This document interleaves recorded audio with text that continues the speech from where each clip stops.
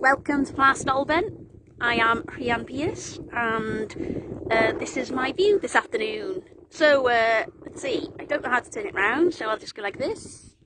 Hello! Right, I'm on my way to the shed to check on some sheep. This is Bryn. Hiya mate! Hiya! Bryn is very wet. He has been helping wash the trailer this morning. And here comes his mum, Nell. Hiya, Nell. Let's see Luke have it. Oh, I think Nell is even dirtier. Cool, so the trailer was dirty because we bought some ewe lambs home. The other day, you might have mentioned that I had a poorly lamb, found a poorly lamb in the field, and I wanted to give it some extra food. It turned out that it actually had a broken leg.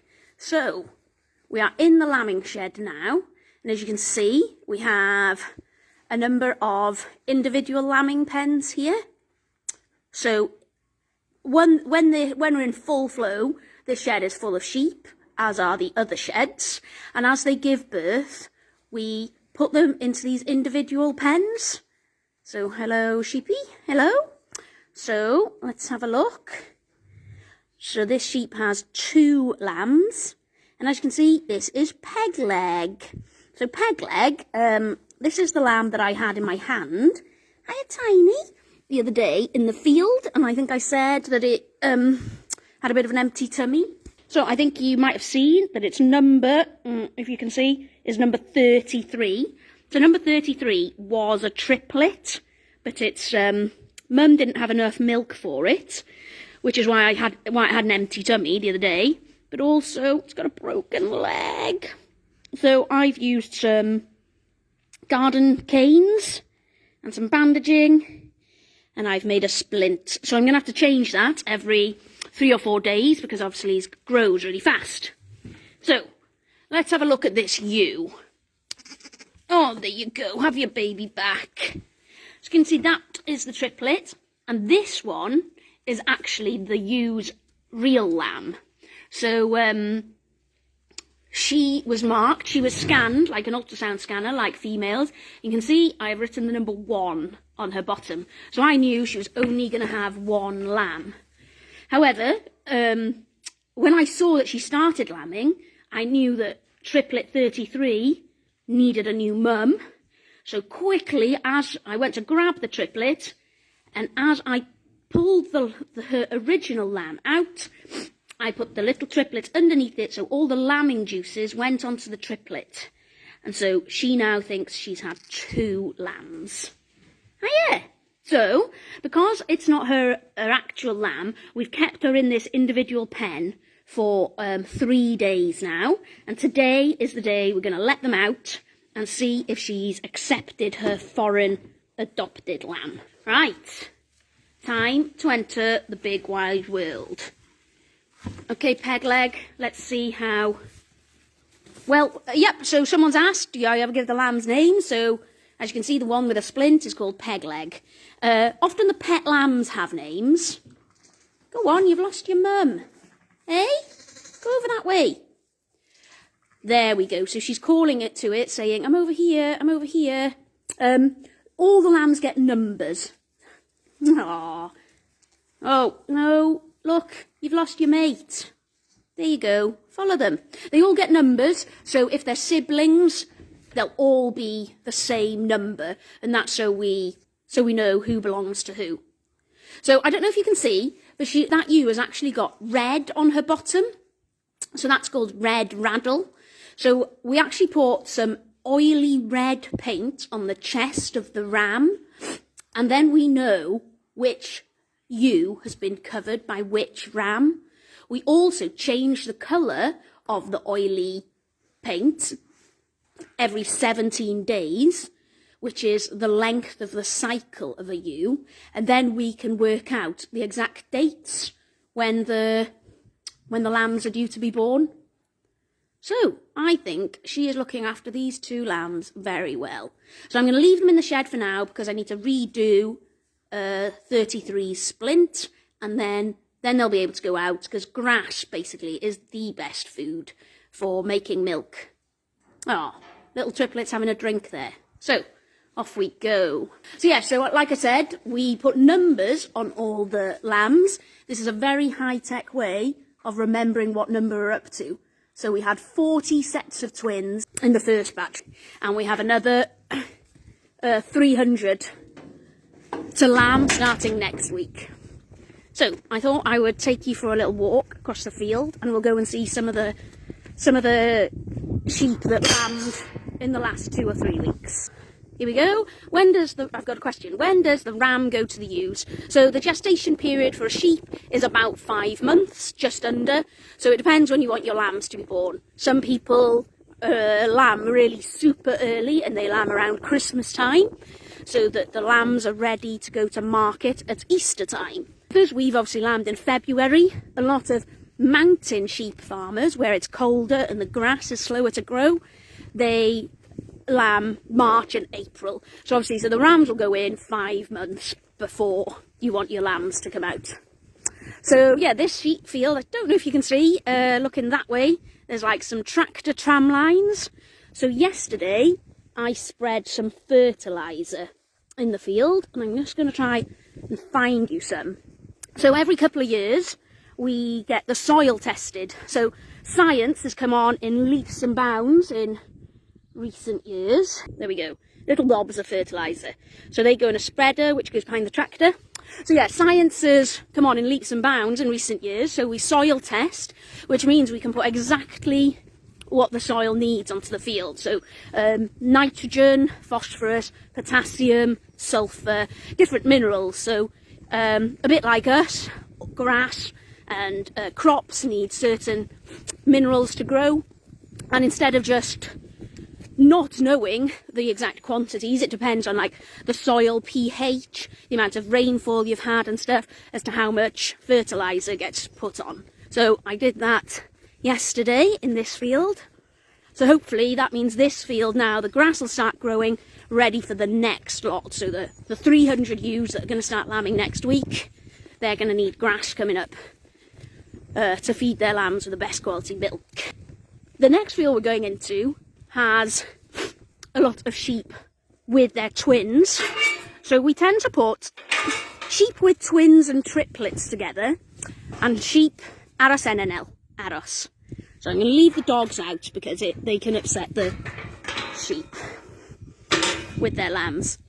Yeah, so the sheep with one lamb go into one field, and the sheep with twins will go into another field. And the reason for this is obviously the demand on the sheep with 2 or 3 lambs for their milk is much higher. So they need extra feed. Those with just a single lamb, they're fine on grass. So great question. Do I test the soil in all my fields? Yes. So they go around, someone comes, they take 10 cores of soil from various places around the field, mix it all up, and then it comes back with the data for that specific field. Sometimes you put lime on. If the soil's really acidic, it locks up lots of the minerals. And it's those minerals that we need to make the grass grow. So this field is full of twins, and they've had their breakfast today, but I've saved a bit of food in a bag by this gate over here, so I thought you could see them a bit closer. The food they have, it's like a mixture of soya, which is obviously high in protein, and some wheat. Come on, girls! Come on, girls! So they're going to be a bit confused now, because they'll be thinking, I've already had my breakfast, and I'm going to try and give them some more. Come on, girls! They know the sound of the bag, though. Come on, girls! Some of them have heard, they're like, really? Afternoon tea? Come on, get it, come on! This sheep is always first to eat. So you can see on her bottom, she's green. So the Rattle, she was one of the first ones to be raddled. So you should be able to see numbers, 13, 18, 18. That number's 32. We ran out of blue spray.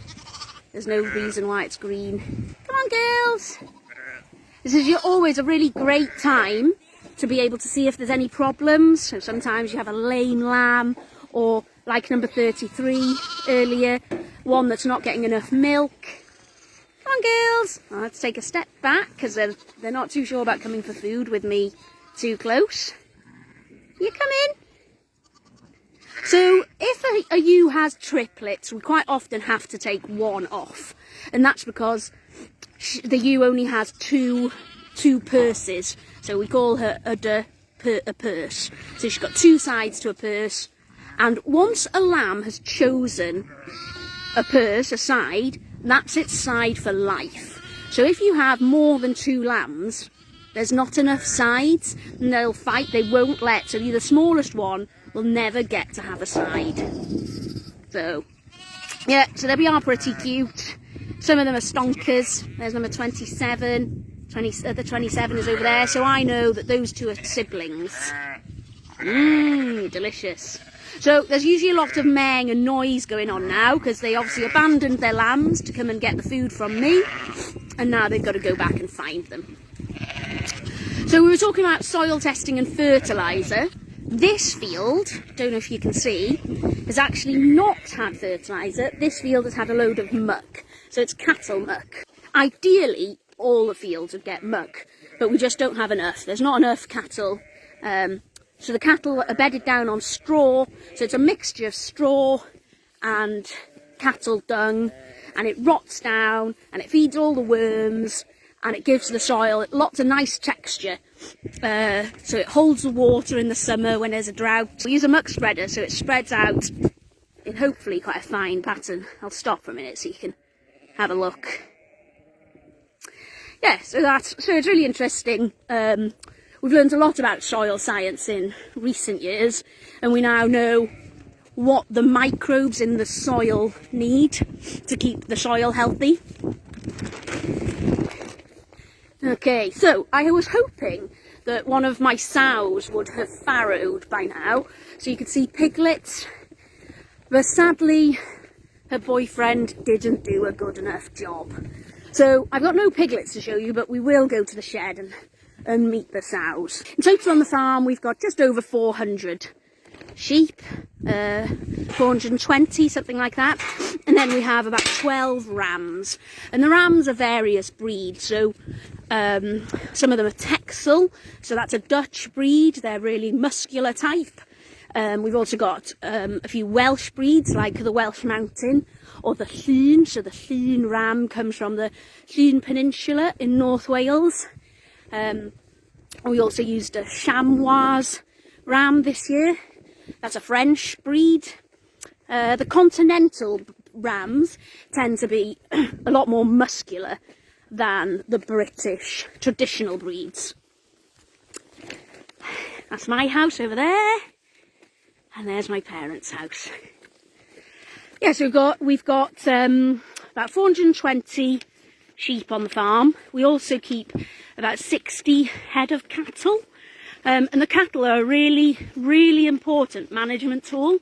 So obviously they are the guys that produce the muck for us. Plus, by grazing your land with a mixture of animals, you stop diseases, intestinal worms, and problems like that from developing. If you only have one type of animal, the land can get a bit sick. But if you mix the grazing up, it keeps the grass fresh, and it reduces the amount of disease and mostly intestinal worms. And obviously in this day and age there are such things as wormers that we can give to the sheep and cattle, but we now know that the chemicals in these intestinal wormers also kill the bugs in the soil. So it's really vital for farmers to try and reduce the amount of chemical wormers that we use. So I've got a question here: what breed do you feel finishes quicker? So we do like the Texel. We've tried the Belt Tex. Texel's a clear winner. Obviously a lot of it's to do with what you feed, how much grass there is. The Welsh as a traditional breed is a lot slower finishing.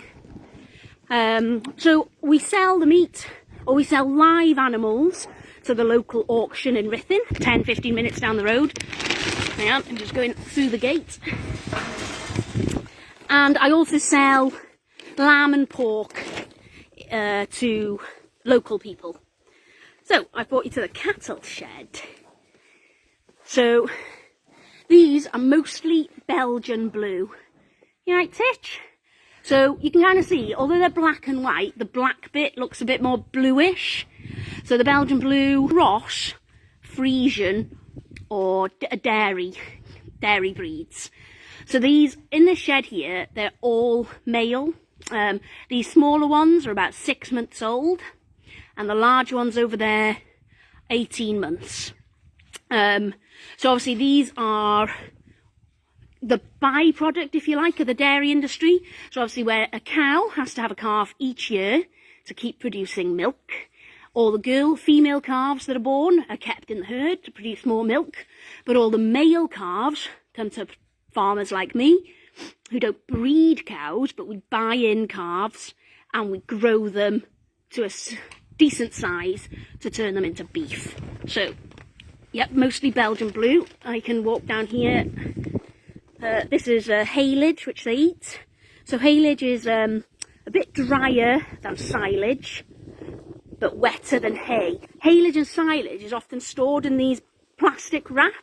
You've probably seen the bales around, and it's a bit like pickling something. So maybe like sauerkraut, so like pickled vegetables. So it's in an anaerobic state in those plastic bags, and it pickles it, but it also keeps all the nutrition in there. Hello lads, have you come to see me? You alright? So mostly Belgian blue. Purebred limousines are red. You alright, mate? So there's a not a purebred limousine, but a red limousine. But often when you cross them with a dairy cow, you get a black limousine. Hiya. So the cattle are in for 6 months of the year, because the weather is so bad that they would make a real mess on the land. Plus, it's this way that we get the muck to spread on the fields. Oh, so they all get double ear tags. You can see, so we can identify them. We know which farm they've come from. We can identify which farm they're going to. So I will carry on up to the pig shed. Usually on my open farm Sundays, we have all the farm equipment labelled, so you can find out how things work. So this alien contraption here are some tine harrows. We would drag that behind the tractor to scrape up the dead grass and aerate the soil a bit. I was talking about chemical fertiliser earlier. This is what it comes in. Bags of 600 kilograms. So is the cattle passport bilingual? That's a very good question. As in Welsh and English? So if they get a passport in Wales, it does have all the writing in Welsh. Yes.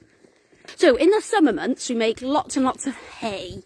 So that's a very dry way of storing grass.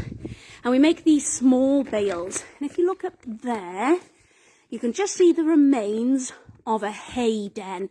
So my niece and nephew love coming to play, and we make walls and tunnels and spend a lot of time in the hay den. Anyway, they were a bit disappointed to see that the sheep had eaten most of the walls of the hay den. So now in what we call the top shed, you've got a variety. Obviously the quad bike, which is an essential piece of kit for getting around the farm fast, carrying all kinds of things. This is a big bale wrapper. So those big bales we saw down there wrapped in black plastic, that's what that's used for. We have the feed loft in here. So we have it's a bit dark. We have vast amounts of feed come and it gets stored in there. And we have some more cattle. Hiya! Hello? Come to say hello? Hello? So often, I don't know if you can see, because we've fed these on a bottle by hand, they become quite tame. Hello lad, shush Nell. So they, again, mostly Belgian blue. You can see a limousine in the back. So these are 6 months old as well. It's just some live in here and some live in the other shed. All having a snooze. So we get straw, we buy straw in, a lot of it comes from, I think, East England or South East England, so there's a big bale. And the reason for this is basically it just grows better there. The weather is changing across the UK, so it's not as favourable all over the UK to grow straw. So some people are specialists in it, and we buy it in. And behind here are my pride and joy. Hello, Bessie. Look at the size of her ears. So Bessie, oh, good girl. Bessie, shush now. Bessie is the one that was meant to have piglets last week. So because she didn't, Nell, I'm very sorry, Nell seems to think she should have an opinion on everything. So Bessie loves a back scratch, don't you? Oh, I don't know if you can see that. There's a bit of her back. Oh, is that a happy noise? Oh, it's a happy noise. So yeah, Bessie disappointingly hasn't had piglets. And this is her friend, Connie. Down, Connie. So Connie hopefully will have piglets next week. So, you right, girl? So if they don't, which I don't think, well, but Bessie hasn't. Yes, I know. Hello.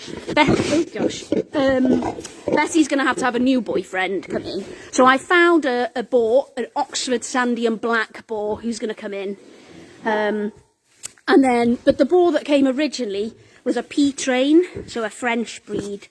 Hi, Connie. Good girl, aren't you? Hey? So they'd normally be out by now. Spring's here, the weather's nice enough, but because I was waiting to see if they were going to farrow and have piglets, they are still in the shed. So they'll go out soon, they love it, they might make a wallow in the mud for them. Pigs can't sweat, so they have to roll in mud to cool down. They really like scratching. Oh, it's a hard life, isn't it, Connie? Those are most of the animals on the farm that we can see from here. Oh.